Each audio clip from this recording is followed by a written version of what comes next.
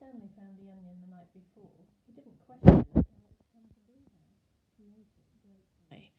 But now, as he sat gazing at Big Thumb and the meadow full of flowers, he couldn't help but wonder about it. If there was one wild onion, there could be more.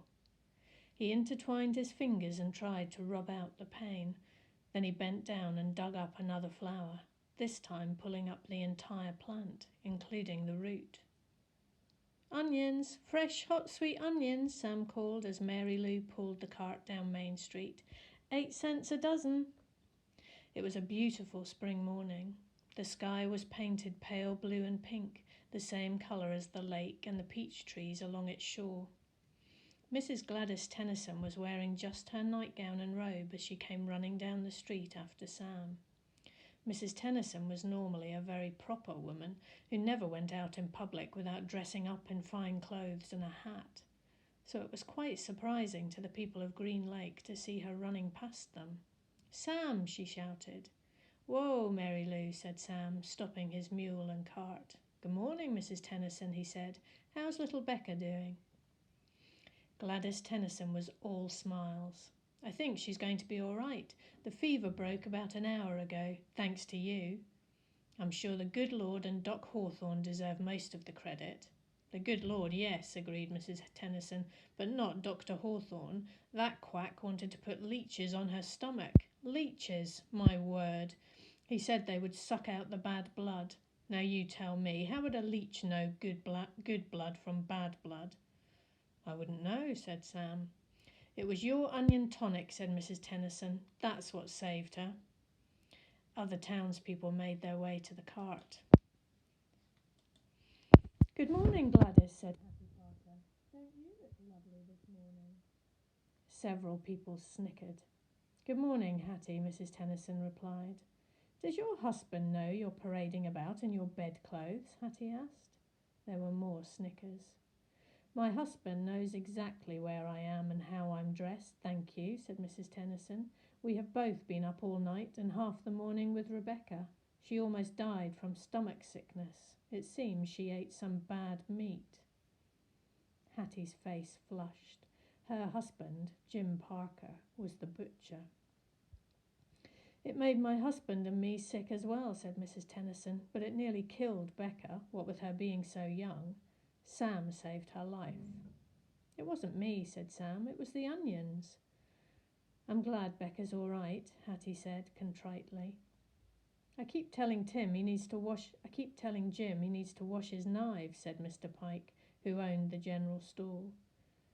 Hattie Parker excused herself, then turned and quickly walked away. "Tell Becca that when she feels up to it to come by the store for a piece of candy," said Mr. Pike. "Thank you, I'll do that." Before returning home, Mrs. Tennyson bought a dozen onions from Sam. She gave him a dime and told him to keep the change. "I don't take charity," Sam told her, "but if you want to buy a few extra onions for Mary Lou, I'm sure she'd appreciate it." "All right then," said Mrs. Tennyson. "Give me my change in onions." Sam gave Mrs. Tennyson an additional 3 onions, and she fed them one at a time to Mary Lou. She laughed as the old donkey ate them out of her hand. Stanley and Zero slept for the next 2 days, ate onions, all they wanted, and splashed dirty water into their mouths.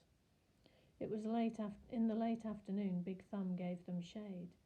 Stanley tried to make the hole deeper, but he really needed the shovel. His efforts just seemed to stir up the mud and make the water dirtier. Zero was sleeping. He was still very sick and weak, but the sleep and the onions seemed to be doing him some good. Stanley was no longer afraid that he would die soon. Still, he didn't want to go for the shovel while Zero was asleep. He didn't want him to wake up and think he'd been deserted. He waited for Zero to open his eyes. "I think I'll go look for the shovel," Stanley said. "I'll wait here," Zero said feebly, as if he had any other choice. Stanley headed down the mountain. The sleep and the onions had done him a lot of good as well. He felt strong. It was fairly easy to follow the trail he'd made 2 days earlier. There were a few places where he wasn't sure he was going the right way, but it just took a little bit of searching before he found the trail again. He went quite a ways down the mountain, but still didn't find the shovel. He looked back up towards the top of the mountain. He must have walked right past it, he thought. There was no way he could have carried Zero all the way up from here. Still, he headed downwards just in case. He came to a bare spot between two large patches of weeds and sat down to rest. Now he had definitely gone too far, he decided. He was tired out from walking down the hill. It would have been impossible to have carried Zero up the hill from here, especially after walking all day with no food or water. The shovel must be buried in some weeds. Before starting back up, he took one last look around in all directions. He saw a large indentation in the weeds a little further down the mountain. It didn't seem likely that the shovel could be there, but he'd already come this far. There, lying in some tall weeds, he found the shovel and the sack of jars. He was amazed. He wondered if the shovel and sack might have rolled down the hill, but none of the jars were broken, except the one which had broken earlier. And if they had rolled down the hill, it's doubtful that he would have found the sack and shovel side by side. On his way back up the mountain, Stanley had to sit down and rest several times. It was a long, hard climb.